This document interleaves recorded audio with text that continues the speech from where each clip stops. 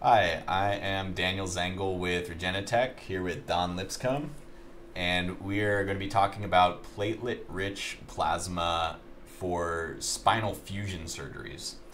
So, spinal fusion surgery is done typically as a last resort for patients that have chronic back pain, and the idea is the surgery's goal is to fuse a bone graft in between two or more vertebrae to restrict motion in the spine with the hopes that it's going to reduce or eliminate a patient's chronic back pain.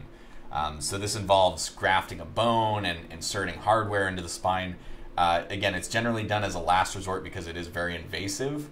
And there's another huge risk, which is just that this surgery has a high rate of failure. So a lot of times the bone graft won't take. There's as high as a 35% bone graft failure in these surgeries, which are done almost 500,000 times a year in the United States.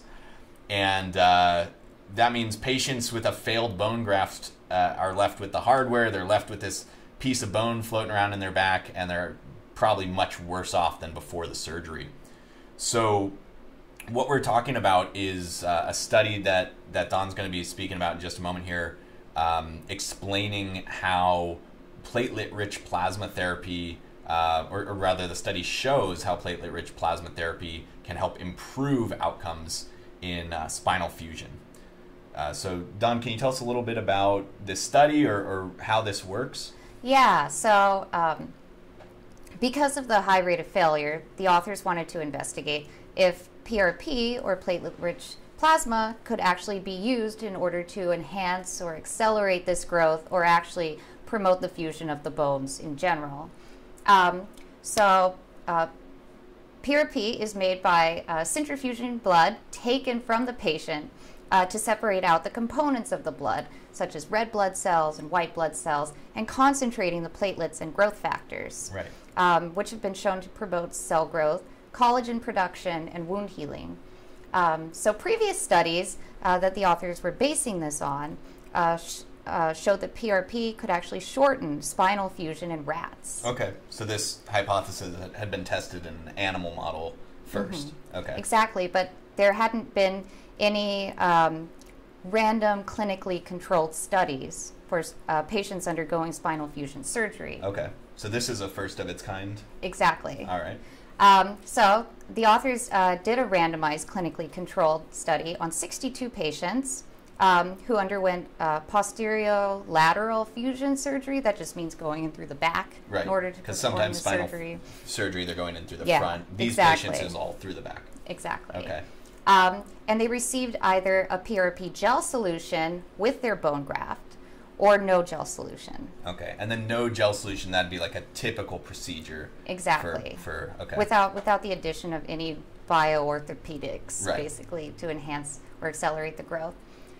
So the patients were assessed at 3, 6, 12, and 24 months, and final results showed actually that the bone union rate at 24 months was statistically significantly higher in the PRP group at 94% versus 75% in the control group. Okay, so yeah, we're talking, that's 20% more patients that received the PRP had a successful spinal fusion. Exactly.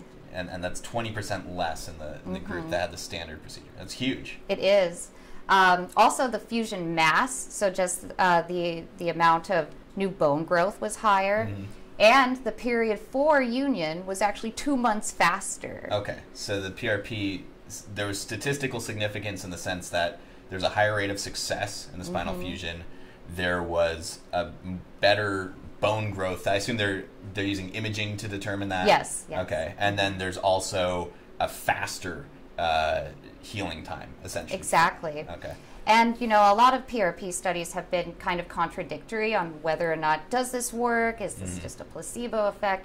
And the researchers noted, however, that they don't think that the correct PRP concentrations were being used because a lot of these studies, they don't contain any data on platelet count or the growth factors and concentrations that are used in these studies. Like, for instance, these authors used a platelet count of 7.7 times higher. Right. And actually growth factor concentrations 50 times higher than what's found in normal circulating blood plasma. And that's a huge distinction to make because, and this is a common thread with platelet-rich plasma therapy in general, probably one of the main reasons it's not often covered by insurance is because you will see inconsistent results in studies.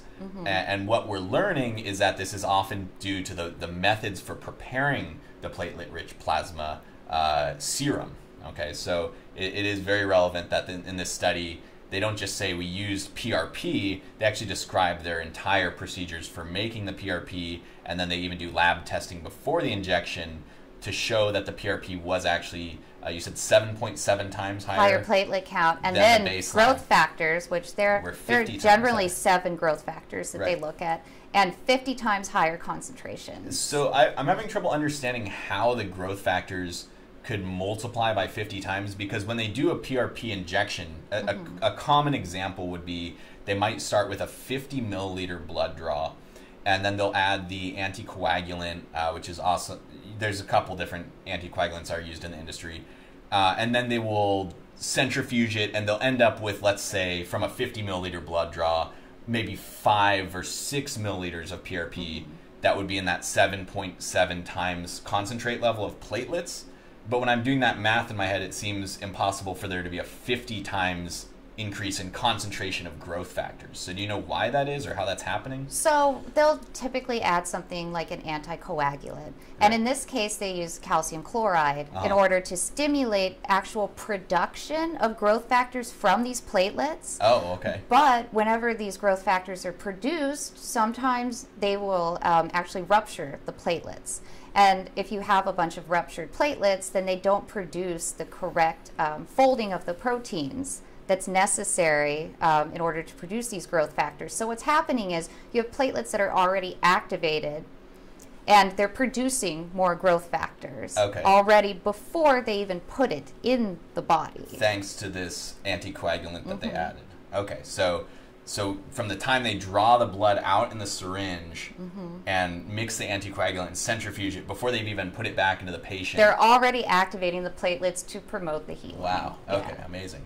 Yeah, and then that's very promising that they saw these great results in this study. I think another thing that's worth pointing out is that although PRP injections are commonly not covered by insurance, as I mentioned a moment ago, this is one application of PRP that very well may be covered by insurance.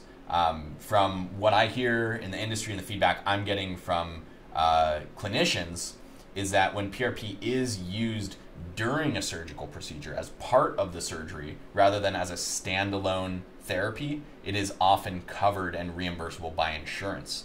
And so that makes you ask, if we're seeing 20% higher rates of spinal fusion success with PRP and it could be covered by insurance, it seems like a no-brainer.